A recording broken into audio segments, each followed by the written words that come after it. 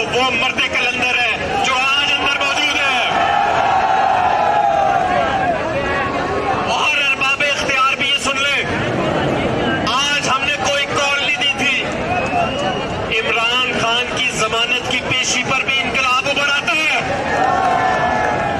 ये कौम, ये जो लोग आपने मुसल्लत कर रखे हैं इस कौम पे, अवाम को इनसे नफरत है। अवाम इनसे नफरत करती है।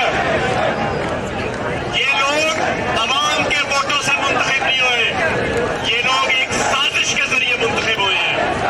और अब अगर इनको मजीद हम पे मुसल्लत रखा गया तो ये मुल्क बर्दाश्त नहीं करेगा। मेरे दोस्तों भाइयों, आपने मेरे साथ नारा लगाना है, कौन बचाएगा पाकिस्तान।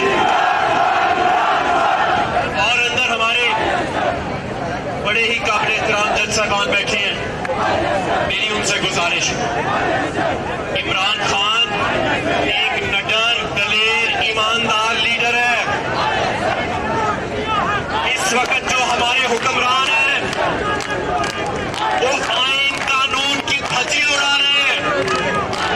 एनआरओ लेके कौम के पैसे की धज्जी उड़ा दी गई है। आज ये कौम महंगाई तले दब चुकी है, मर रही है। और हम आपसे ये तवक्को करते हैं कि काबिल एहतराम हमारे जजेस इस मुल्क में जमहूरियत की बहाली, आईन की बहाली, कानून की बहाली और मेरे और आपके हकूक का तहफ्फुज़ करेगी।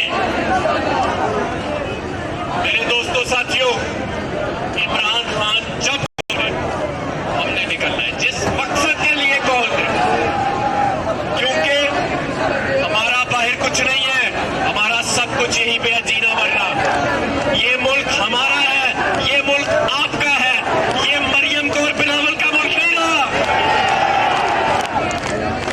मेरे दोस्तों साथियों, आप सबका मैं शुक्रिया अदा करता हूं। और हमने यहां मौजूद रहना है, अपने कायद का इंतजार